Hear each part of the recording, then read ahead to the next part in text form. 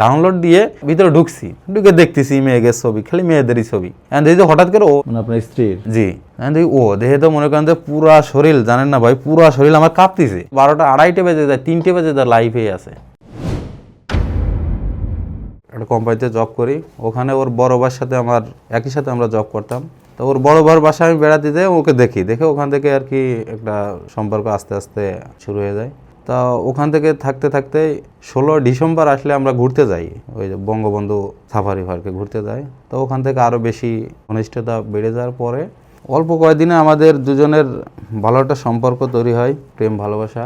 তো এক পর্যায়ে আমিও তাকে বিয়ে করব, সেও আমাকে বিয়ে করবে, দুজনের খুবই আগ্রহ। একটা সময় তাকে আমি প্রস্তাব দিই যে আমি তোমাকে বিয়ে করব, তুমি বিয়েতে রাজি আছো নাকি?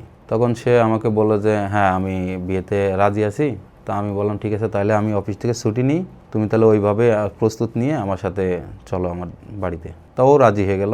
তখন আমি ওকে নিয়ে আমার দেশের বাড়িতে, গ্রামের বাড়িতে আর কি চলে যাই, কাউকে না বলে।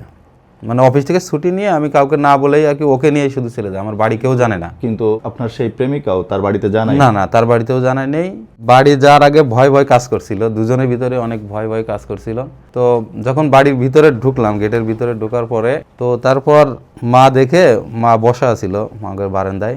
তা দেখে মা জুতা খুলে আমাকে মারছে, যে মানে একটা দিয়ে কথা বলছে, আঘাত দিয়া, যে তুই এরকম একটা কাজ করবি। মানে আপনাকে দেখে বুঝে ফেলেছে? জি, দেখে বুঝতে পারছে। তা সবাই আমাকে একটু বকাবদ্ধ করছে। তারপরেও এক পর্যায়ে আমার বাবা কইছে যা হয়েছে, যেভাবে আছে ওইভাবে বিয়ে দিয়ে দাও ওদেরকে, আজ হলো কাল হলো ছেলে বিয়ে দিতে হতো, তা দিয়ে দাও। মা বাবার সাথে আমি কথা বলি।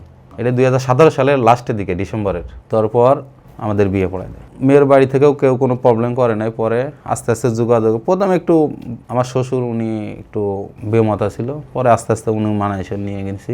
এবার কি আমাদের সাংসারিক জীবন খুব ভালোই যাচ্ছিল আলহামদুলিল্লাহ। তা 3 বছর পর 2020 সালে যায়, যখন আমি জানতে পারি যে হ্যাঁ প্রেগনেন্ট, হ্যাঁ আমাকে যখন বললো, তখন আমার তো আনন্দের আসলে সীমা নাই, অনেক খুশি। তা খুশির উপরে আমার শাশুড়িকে শ্বশুরকে বললাম যে এই অবস্থা, খুশির সংবাদ, তা ওর তো এখন একটু ভরপুর রেস্টের দরকার।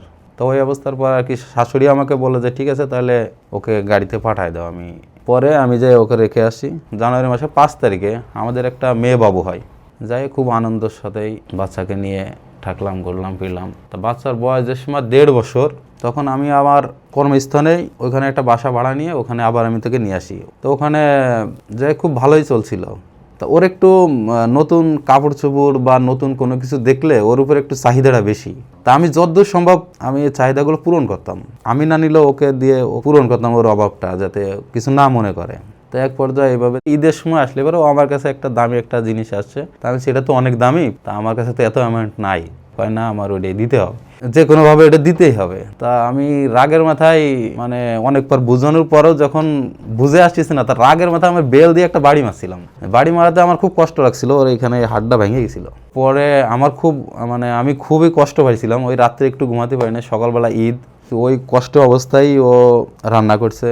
আমি সকালবেলা ওইভাবে ঈদের নামাজ পড়ে আসছি, আসে দেখি যে খুব ভালোই অসুস্থ, শরীরে হালকা একটু টাচ লাগছে আমার ওর। দেখলাম শরীরটা অনেক জ্বর, মানে গরম। তো ওকে নিয়ে হাসপাতালে যাই, হাসপাতালে যেয়ে ট্রিটমেন্ট করে এক্সরে করে দেখে যে এটা চিকুন একটা হাড্ডি ভেঙে গেছে। মানে আমার খুব কষ্ট লাগছিল, অনেক, এতটা কষ্ট লাগছিল যা আমি ব্যান্ডেজ করে দিছে, করে নিয়ে ওই অবস্থা বাড়িতে আনছি। আনার পরে ওই আমি রান্না করতাম, আমি খাওয়াই দিতাম, গোসল করা দিতাম। তো আস্তে আস্তে যদ্দূর পারতো তদ্দূর নিজে করতো। যাই 2 বছর যাওয়ার মাঝখানে এই যে 2024 সালের আমার একটা ছেলে বাবু হয়। এই 2025 সালে আমার বড় ভাই আর কি বিদেশে বলতেছে তুই ফ্যামিলি সব বাড়ি পাঠাই দিয়া বিদেশের জন্য কাগজপাতি রেডি কর, আমি দ্রুত তোর বিদেশে আনার ব্যবস্থা করি। আমি ওকে বলতেছি, ওই বলতেছে ঠিক আছে, যদি বিদেশ চলে যাবা তাহলে চলো বাড়ি সবকিছু নিয়ে যাও, মানে ফ্যামিলি সবকিছু গ্রামে পাঠিয়ে দিই, গ্রামে পাঠিয়ে আমার বাড়িতে পাঠিয়ে দিই। ও বলতেছে ঠিক আছে, আমি সবকিছু যেহেতু বাড়ি নিয়ে আসছি, আর কবে যাবো, তো আমার একটু বাড়ি রেখে আসো, আমি কদিন মা বাপের কাছে থেকে আসি। তো এই অবস্থার পর আর কি মনে করেন নভেম্বরের দিকে আমি ওকে বাড়ি রেখে আসি। তো পরে আপনার ডিসেম্বরে ওকে আনতে যাই, নিয়ে আসি, ডিসেম্বরের লাস্টের দিকে নিয়ে আসি আমার বাড়িতে। আমাকে বলতেছে যে দেখো আমি একটা জিনিস পাইছি, এটা টাকা ইনকাম করা যায়। আমি কি এমন জিনিস পাইছি তো টাকা ইনকাম করা যায়? কয় লাইফে আছে, ওটা টাকা আসে প্রতি মাসে। তাই সেগুলো তো ভালো না, যারা করে তারা তো আদৌ ভালো হয় না। তা বলছে আমি তো ভিডিও করি না, আমি তো অডিও গান ছেড়ে দিই আর কি। আমি অ্যাকচুয়ালি লাইভ বিষয় আমি এতটা এক্সপার্ট না, আমি এগুলো বুঝি কম। এমনি মোবাইল, অ্যান্ড্রয়েড মোবাইল বিষয়ে আমি বুঝি কম। ওর বপরটা আমি ওইভাবে আসলে বুঝতে পারি নাই। এক সময় ওকে পারমিশন আমি দিছি, আপনি শেষমেশ তাকে পারমিশনটা দিলেন করার আমি জন্য। ওকে বলছি যে তুমি 12টার উপরে যেও না, করো রাত 12টা, এর উপরে না যাইতে। তখন না আমি এত রাত থাকি না, 10টা 11টা এর ভিতরে আমি বের হয়ে আসি, ঠিক আছে। তো একদিন হঠাৎ করে ফেব্রুয়ারি মাসের আমার ওই সময় নাইট ডিউটি, মানে সন্ধ্যা 6টা থেকে সকাল 6টা থেকে ডিউটি করতেছি। আমাকে বলতেছে যে ফোন দিছে 8টার দিকেই ফোন দিছে, দিয়ে বলতেছে যে আমি ঘুমাবো, সকালবেলা বাবুরে স্কুল নিয়ে যেতে হয়, আমার ঘুমের খুব কষ্ট হয়, যা বলার মেয়েদের সাথে ছেলে মেয়েদের সাথে কথা বলো, আমি সকাল সকাল ঘুমায় পড়বো। তাই আমি আচ্ছা ঠিক আছে। তা আমার হঠাৎ করে রাত 2টো বাজে, হঠাৎ করে মনে হলো কি রে, এই কথা আমাকে তো কোনোদিনও সে বলে নাই, তা হঠাৎ করে এই কথা আমাকে বললো কেন, দেখি তার কি আছে। তা আমি ডাউনলোড দিয়ে নিজে আইডি খুইলা ভিতরে ঢুকছি, ঢুকে দেখতেছি মেয়েদের ছবি, খালি মেয়েদেরই ছবি। দেখি যে হঠাৎ করে ও, মানে আপনার স্ত্রীর? জি, দেখি ও দেখে তো মনে করেন যে পুরা শরীর, জানেন না ভাই, পুরা শরীর আমার কাঁপতেছে। 12টা 2:30 বেজে যায়, 3টে বেজে যায়, লাইভে আছে।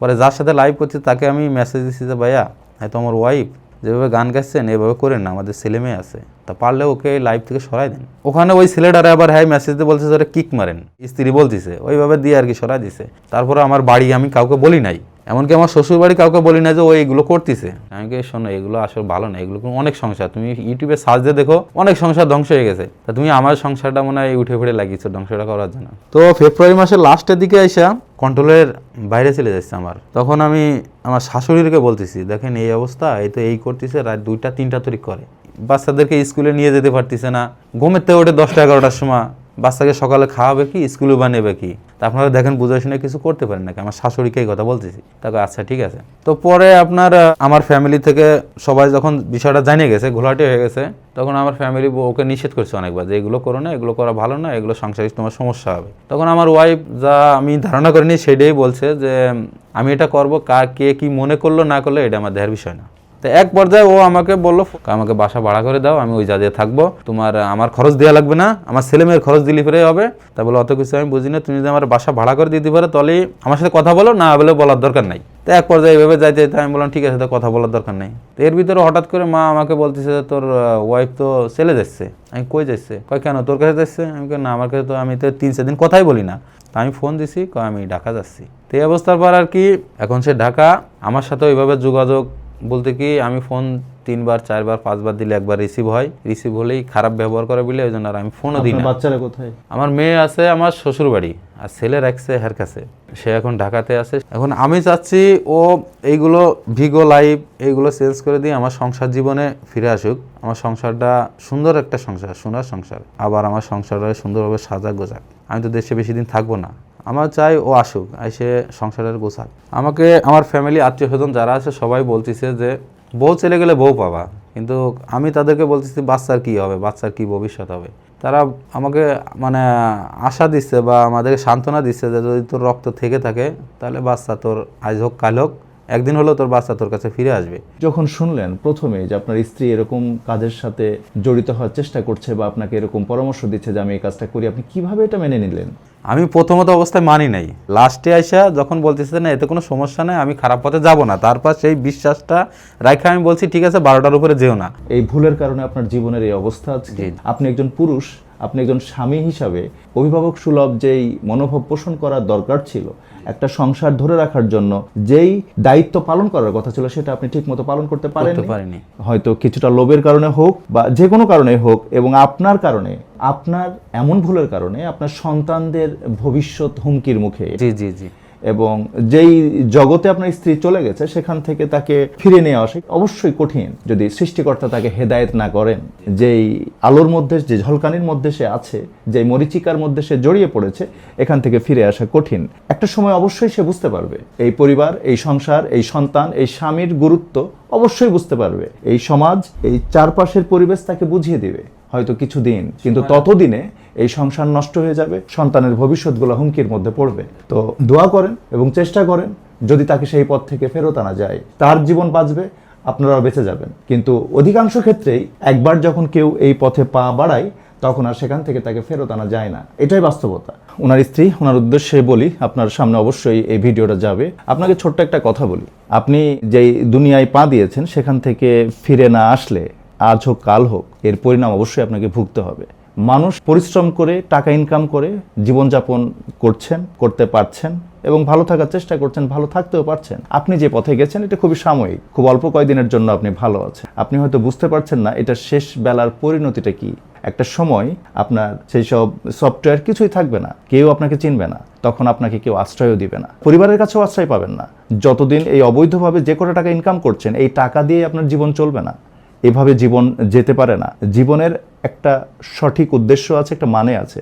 আপনার সন্তান আছে, আপনার স্বামী আছে। আল্লাহর কাছে আপনার জন্য দোয়া করি, আল্লাহ আপনাকে হেদায়েত করুক। আপনি একটু বোঝার চেষ্টা করেন, এভাবে যদি জীবন কাটানো যেত সবাই এই পথেই নেমে যেত। জীবনটাকে কাটানো এত সহজ না, আর্ন করা এটা এত সহজ না। চেহারা দেখাবেন, গান করবেন, কারোর সাথে নাচবেন, এর বিনিময়ে টাকা, এই পথ কোনোভাবেই ভালো না। আপনি পথ থেকে ফিরে আসেন, আপনার সন্তানদের দিকে তাকিয়ে, আপনার নিজের দিকে তাকিয়ে এবং আপনার স্বামীর দিকে তাকিয়ে পথ থেকে ফেরত আসেন।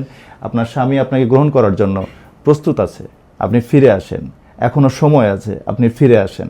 আপনার জন্য অনেক দোয়া করি। আজ এই পর্যন্ত, আপনাদের সবাইকে অনেক ধন্যবাদ। আসসালামু আলাইকুম।